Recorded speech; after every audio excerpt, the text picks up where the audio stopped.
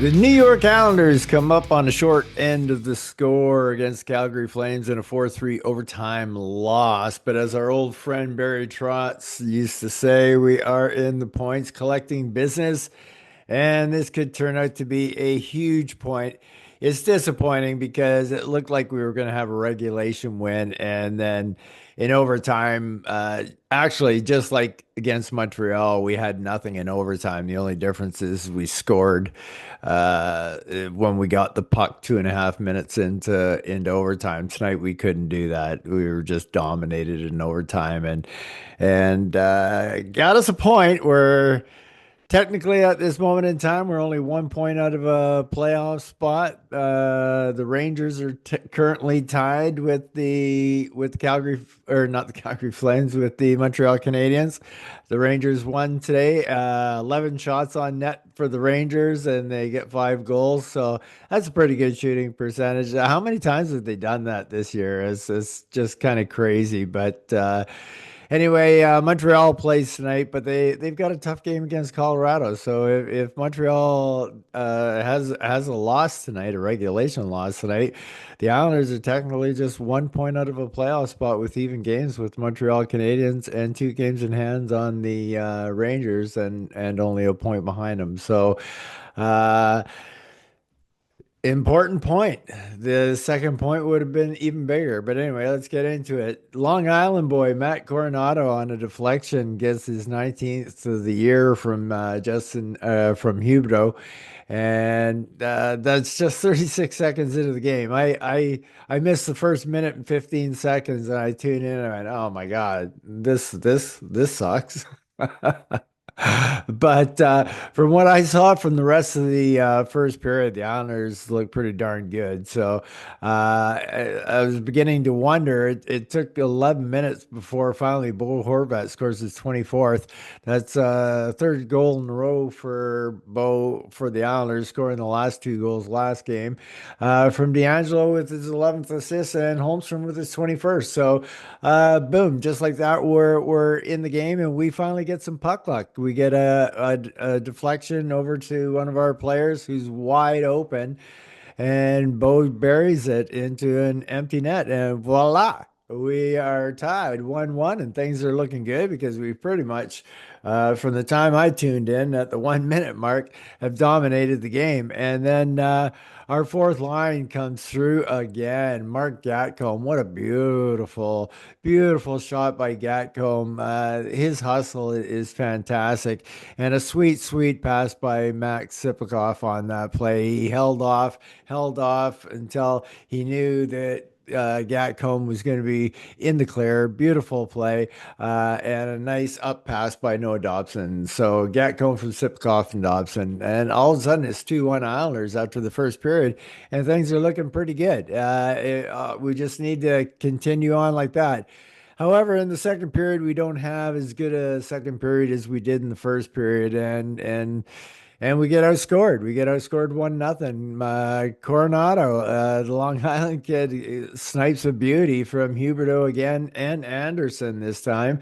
So boom, just like that, it's 2-2. And the second period ends, and Coronado is killing us. Are you from Long Island? Were you not a Long Island or an Islander fan, Coronado? Come on, man. This is the last thing we need. But anyway, going into the third period, we need to pick it up from the second period because it wasn't that great. And who else to do it but our fourth line? Kyle McLean from Sipikoff and Dobson. Just another really heady play by Sipikoff, getting a high shot in on Vladar. The rebound goes over to Kyle McLean. He's got a wide open net to shoot at. He doesn't waste any time, gets the puck in there, and boom, just like that, we're up 3-2, and there's only 2 minutes and 51 seconds left in the game. And you're going, yes, yes, yes. There's a good possibility. Uh, If we had a won this game in regulation, if we had a won this game in regulation, and Montreal lost tonight, we would have been in a playoff spot. We would have been in the eighth playoff spot. So I was counting my chickens before they hatched, and Huberdeau gets a beautiful goal, scoring his 27th goal of the year. He's had a bit of a rebirth in Calgary now that he seems to be over the shock of that trade. It only took him 3 years to shake off the shock. But anyway, it was a beautiful goal by Huberdeau, 27th, beautiful deflection. Rasmus Anderson was a shot and Ball with the secondary assist. So off to overtime we go.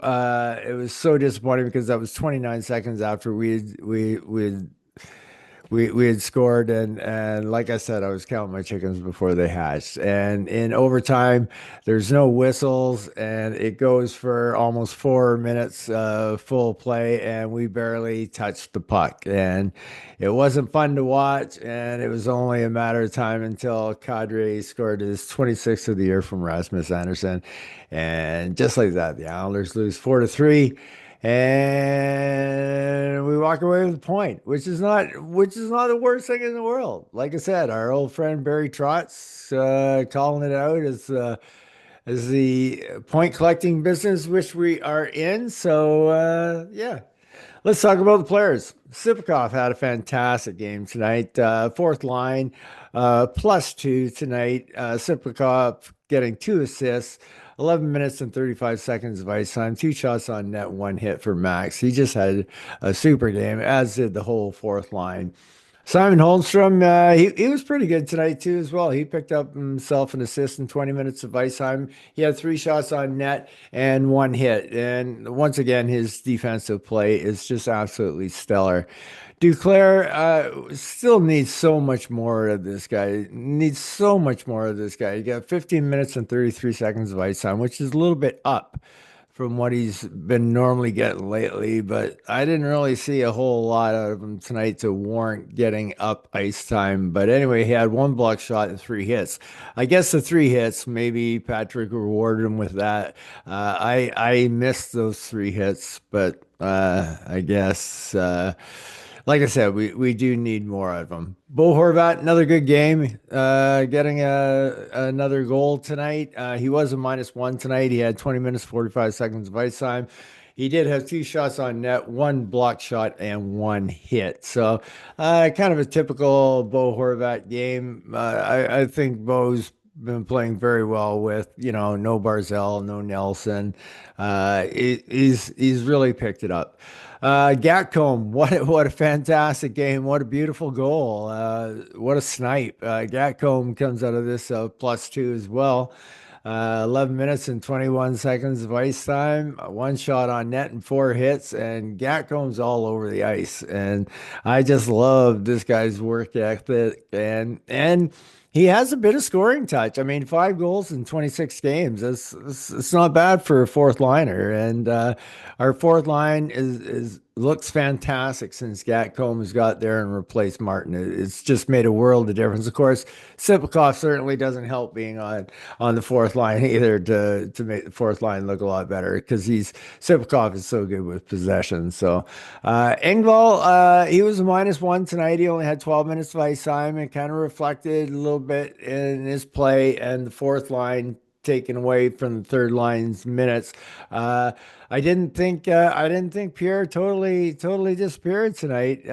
Not as good as some of the games he's been having previously, but still not a bad game.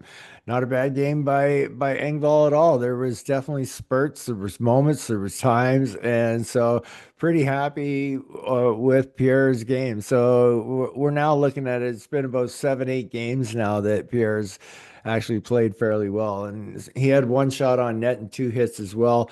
And he did have one giveaway, but there's a couple of back checks that he made tonight were really fantastic. His speed is phenomenal. Fashing, man, the guy is showing a lot of offensive flair out there, but he just can't convert. Talk about no finish. I mean, he's a -1 tonight, 11 minutes and 16 seconds of ice time. He had 2 shots on net, but he he had the opportunity to score again tonight. He just can't seem to finish it off. So actually a pretty good game by Fasching, even though he was a -1 tonight. Kyle Palmieri basically picked up a penalty, got a couple shots on net, blocked shot, and a hit tonight. Zeros across the boards when it came to points.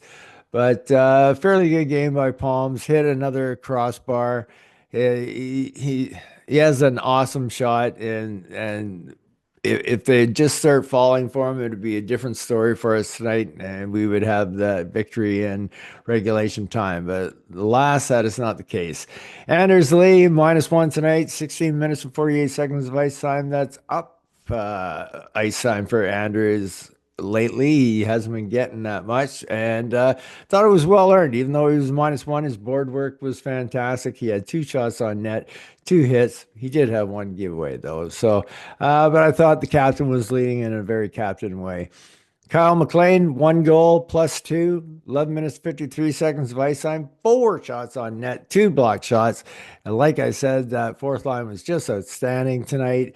And I mean, they scored two of our three goals. So you can't ask for much more than that out of a fourth line and not give up any goals at the same time. So fantastic game by Kyle. Really, really sweet goal. It looks easy when it's an empty net like that, but get it off clean and fast is what makes that goal. So a really nice goal for Kyle. I was really happy for him. Too bad I didn't have long celebrating for him. Only 29 seconds till they scored. Pajot.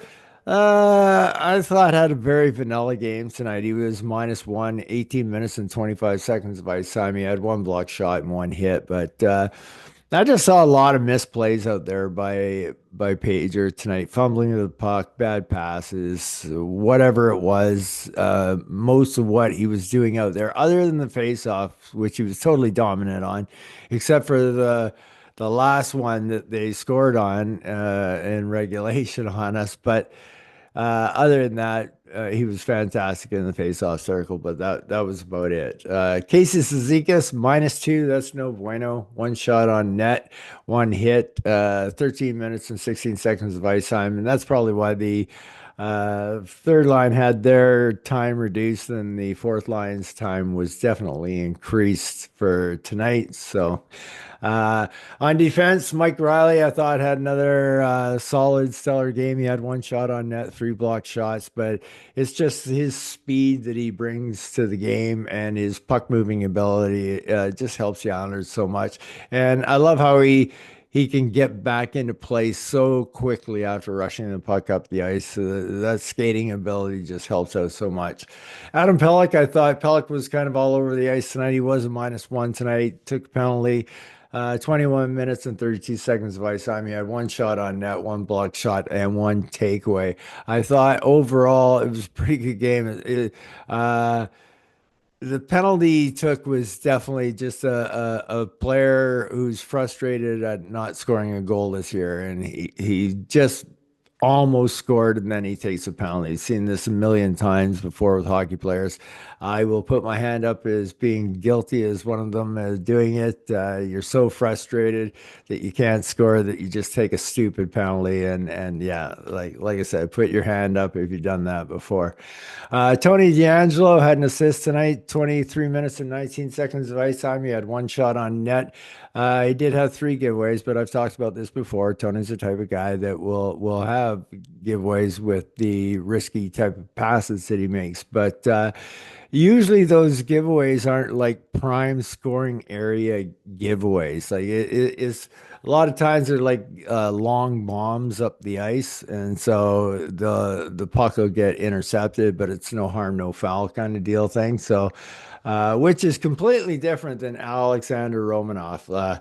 Romy has such good games. Like tonight, he was +1, 23 minutes of ice time. He had three block shots, two hits, but he had two giveaways. But when Romanov gives a giveaway, and these two giveaways that I'm particularly thinking about, they are prime scoring opportunities, and they're always prime scoring opportunities. And it seems like he does it a couple of times a games, and our goaltenders have just been bailing him out. Take away those two giveaways like each game, but you can't be having giveaways like that. But the rest of his night is always super solid, and so it's kind of frustrating to see him just like have those really bad giveaways like that. I thought Ryan Pollock played pretty good. 20 minutes, 27 seconds of ice time tonight. He had three shots on net, two blocked shots, and he had one takeaway as well. So I thought it was a stellar night by Pollock out there. He had that 99-mile-an-hour clapper that it's too bad. But anyway, like I said, I thought Pollock had a pretty good game. And Noah Dobson, man, it's just crazy. Like I called it. I knew the points were going to start coming Dobson's way again. Like two assists again tonight, but he was a -2, 22 minutes and 14 seconds of ice time. He had three shots on net, one block shot, but he had four giveaways tonight. So he's really got to you got to temper those giveaways. Dobson and D'Angelo, I kind of have in the same category with the riskier up ice passes like that. But mind you, Riley does it and doesn't give as many giveaways as both D'Angelo and Dobson will do doing that. So four giveaways is just way too many to be given. But like I said, still thought he had a pretty good game tonight, even though the -2 with and if you think about it, he had so basically he was on for all four goals, I guess, because he would have to be a plus. He would have had to been a +2 because we didn't have a power play goal, so he'd been +2 on his 2 points that he got, and then -4 to round out for a -2. So yeah, that's not a good night for Dobby. Uh, and let's see. Oh, Hogberg. I thought Hogberg was excellent. There's nothing he could do on any of the goals. I thought he made some outstanding saves. He made 31 saves out of 35 shots, 886 save percentage. But I really think that he made crucial saves at the right time of the game when we really needed them. And Hogberg has not had a bad game for us this year. Every game he's played well, and he doesn't really give up any softies or anything like that. So overall, really good game by Hogberg. Well, not the result we were looking for. We were hoping for that second point for sure. We really needed it. It didn't matter how we got it, but it would have been nice to be in a playoff spot tonight, but at the moment we're currently one back. We could be three back if Montreal wins tonight, but like I said, they got a tough game against Colorado. So anyway, we had an early Saturday game for you folks out there. You guys all getting to watch a game at 4 o'clock on the East Coast. That's when I watch them out here on the West Coast normally. So now you know what life is like for me as a NHL Islander fan watching the Islanders at 4 o'clock in the afternoon, actually 4:30 when the Long Island games, but the rest of the East Coast games are 4 o'clock. So yeah. So anyway, it's a shame we couldn't grab that extra point, but we did get a point, and that is important. We walk away with a point every game for the rest of the year. We're going to do okay. So I hope all you guys and girls out there enjoy the rest of your Saturday night, and peace out.